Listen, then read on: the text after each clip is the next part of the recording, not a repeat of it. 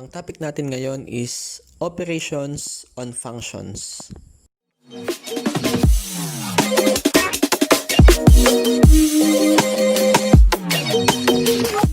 Bago tayo magsimula, do not forget to like and subscribe to my channel.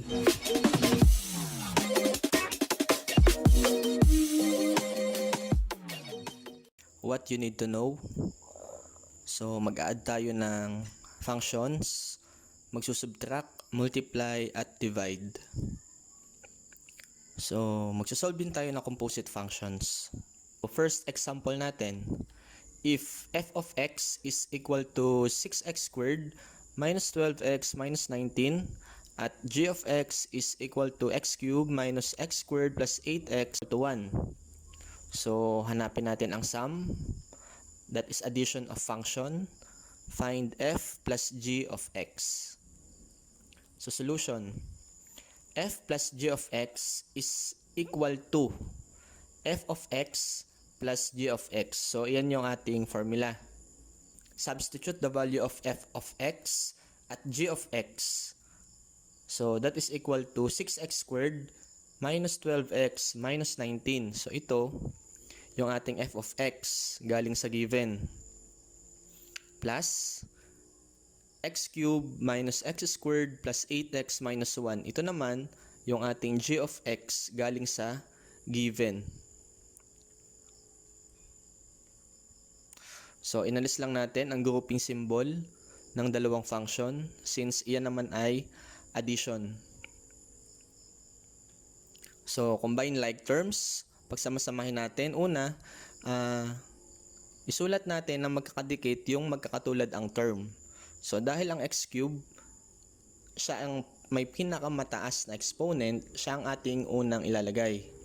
So x cube plus 6x squared minus x squared minus 12x plus 8x. Sunod ang constant term, minus 19 minus 1.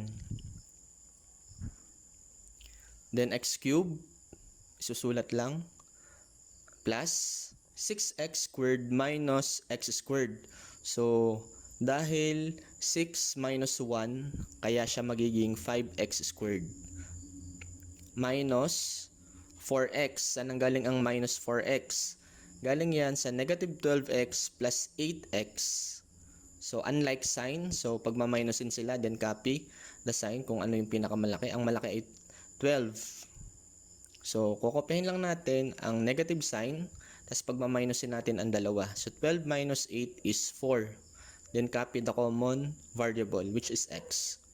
So, negative 19 minus 1 is negative 20. Bakit naging negative 20? Dahil sila ay like sign, magkatulad ang kanilang sign, kaya pag a-addin natin sila, then copy the common sign.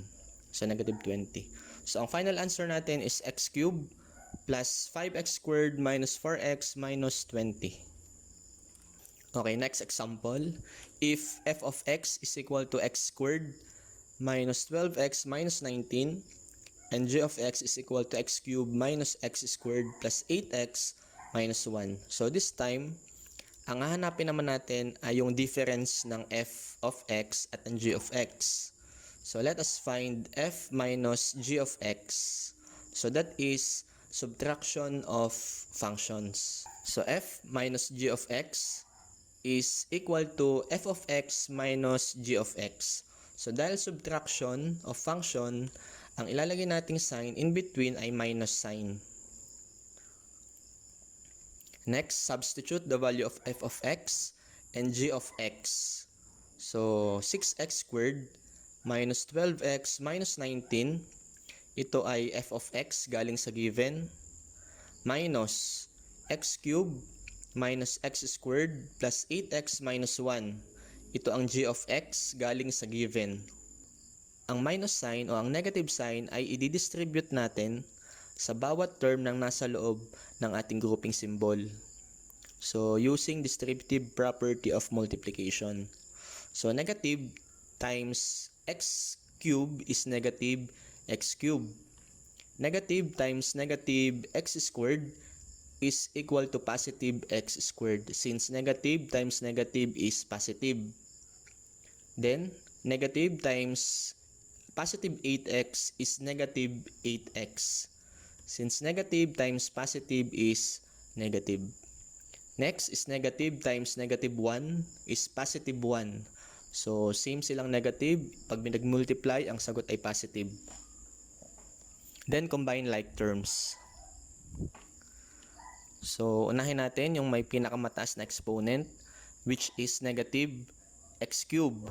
So, negative x cubed plus 6x squared plus x squared minus 12x plus 8x minus 19 plus 1. So, pinagsama-sama natin ang magkakatulad na term. Inuna nating isulat ang term na may pinakamataas na exponent.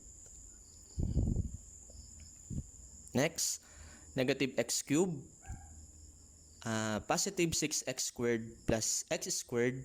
So, magiging 6 plus 1. So, that is 7x squared. Copy the common variable. So, which is x squared. Negative 12x minus 8x. So, since same sign sila na negative, add the numerical coefficient na 12 at 8. So, magiging 12 plus 8 is 20. Then, copy the common sign which is negative.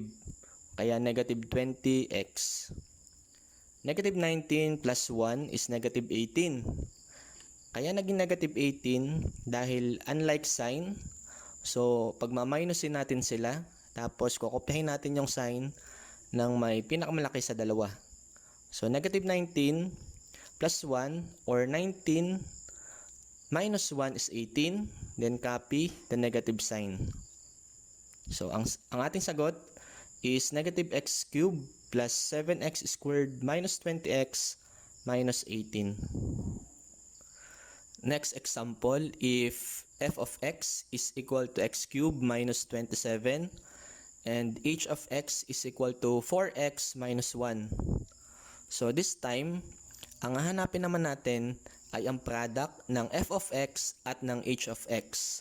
So, that is multiplication of functions. So, f times h of x. Solution. So, f times h of x is equal to f of x times h of x. So, since we're talking about multiplication of functions, kaya ang ilalagay nating operating symbol is for multiplication. Next step, substitute the value of f of x and h of x. So, x cubed minus 27, ito ang ating f of x, galing sa ating given, times, so gagamit tayo ng parenthesis, kasi iyan naman ay for multiplication, times h of x which is 4x minus 1. Ang 4x minus 1 ay value ng h of x na nasa ating given. Next step. So, gagamit tayo ng FOIL method. So, yung first, outer, inner, and last term. Pag multiply natin, one at a time. So, x cubed, ito yung ating first term, x cubed at 4x. So, x cubed times 4x is 4x to the fourth. So, ipag-multiply lang ang numerical coefficient na 1, ito ay 1, at ito ay 4. So, 1 times 4 is 4. Then, i-multiply natin ang x cubed sa x. So, pag-aadin lang natin ang kanilang exponent. Ang exponent nito ay 3 at ang exponent nito ay 1. So, 3 plus 1 is 4. Kaya siya ay 4x to the fourth. The next is outer term. Ang outer term is x cubed at ang negative 1. So, pag multiplyin lang natin, x cubed times negative 1 is negative x cubed. Next is inner term. Pag multiply natin, that's negative 27 at positive 4x. So, negative 27 times positive 4x is negative 108x. Then, the last term, pag multiply lang natin, negative 27 times negative 1. So, since parehas silang negative, kaya ang magiging sagot is positive. Negative 27 times negative 1 is positive 27.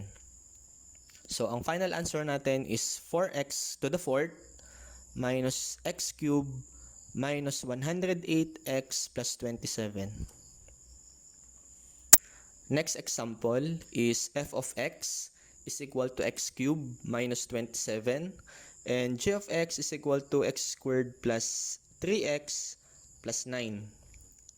So, ang hanapin naman natin ay ang quotient ng f of x at ng g of x. So, let us find f over g of x. So, that is division of functions. First step, f over g of x is equal to f of x divided by g of x or f of x over g of x. Next, substitute lang natin kung ano yung value ng f of x at ng g of x. So, ang f of x is x cubed minus 27 galing sa ating given. Then, x squared plus 3x plus 9. That is g of x galing sa ating given. Then, ang x cubed minus 27 na ating nasa numerator, ifa-factor out natin. Ang factors ng x cubed minus 27 is x minus 3 times the quantity of x squared plus 3x plus 9. So, saan nanggaling yan? So, i-apply natin ang difference of cubes formula. So, ang difference of cubes formula ay x cubed minus y cubed is equal to x minus y times the quantity of x squared plus xy plus y squared.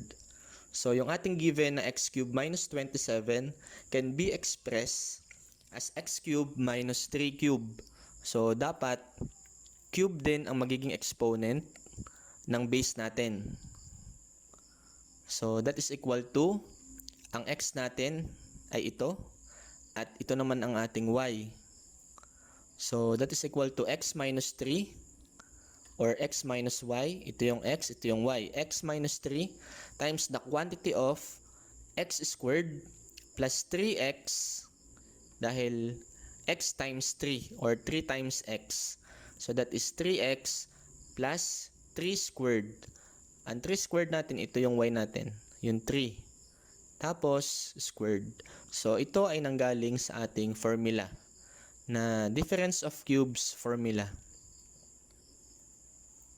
So, kaya, siya ay x minus 3 times the quantity of x squared plus 3x plus 9. So, ito yung ating gagamitin. Ito yung factors ng x cubed minus 27. Then, copy the same denominator. So, ang final answer natin is x minus 3. So, bakit x minus 3 ang ating final answer? Dahil na-cancel ang x squared plus 3x plus 9 sa numerator at ang denominator na x squared plus 3x plus 9. So, ito yung makakancel. Ang may iwan lamang ay x minus 3. So, next example is f of x is equal to x squared minus 6 and g of x is equal to 3x plus 2. So, this time, ang hahanapin naman natin ay ang composite functions. So, f circle g of x is equal to f of g of x. So, ito yung ating gagamiting formula. So, yung ibang mga estudyante ay nalilito kapag composite functions na ang pinag-uusapan. Pero, pwede naman nating pag-aralan. Substitute the value of g of x. So, ang ating g of x is 3x plus 2. Nasa given. So, wag niyong kalimutan na lagi niyong uunahin kung ano yung nasa loob ng ating parenthesis o ng ating grouping symbol. So, ang g of x is 3x plus 2. Next is the quantity of 3x plus 2 quantity squared minus 6. So, saan ito nanggaling? Ayan ay nanggaling sa ating given na f of x is equal to x squared minus 6. Ito. So, paano naging 3x plus 2 quantity squared minus 6? So, dito sa ating given, lahat ng x, papalitan natin ng 3x plus 2. So, yung x dito, gagawin nating 3x plus 2. So, ito yon. Yung x, naging 3x plus 2. Kinapi ang exponent na 2. Kinapi ang negative 6. Then, simplify. So, yung ating 3x plus 2 quantity squared can be expressed as 3x plus 2 times the quantity of 3x plus 2 minus 6. So, kukupihin lang natin yung minus 6. Then, gagamitan natin ang FOIL method. So, 3x times 3x is 9x squared. Then, 3x times 2 is 6x. 2 times 3x is 6x. And 2 times 2 is positive 4. Then, copy negative 6. Combining like terms, 9x squared plus, pinagsama lang ang 6x at ang 6x. So, naging 12x. Then, copy 4 minus 6. Next is 9x squared plus 12x minus 2. So, yung 9x squared kinapi, 12x kinapi. So, pinagsama ang 4 minus 6. So, 4 minus 6 is negative 2. So, unlike sign, kaya siya ay pinag-minus, tas kinapi lang ang sign ng ating negative 6. So, negative 2. So, ito yung ating final answer. So, next is, if f of x is equal to x squared minus 6, and g of x is equal to 3x plus 2. So, let us find g, circle f of x. So, composite functions ulit. Ito ang ating solution. G, circle f of x is equal to g of f of x.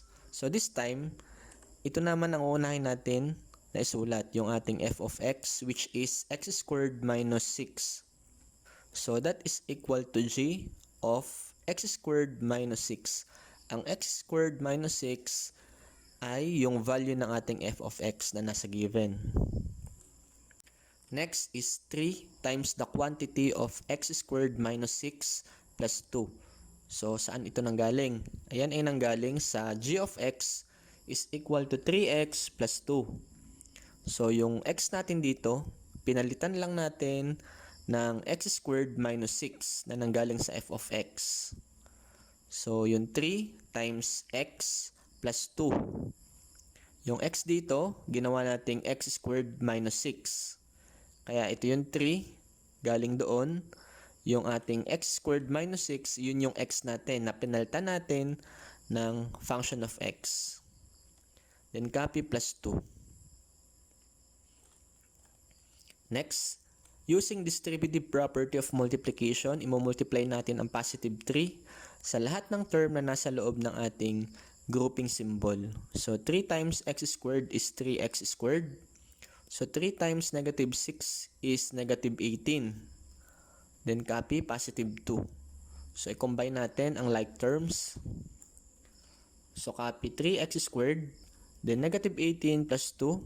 So, that is negative 16. Ito yung ating final answer.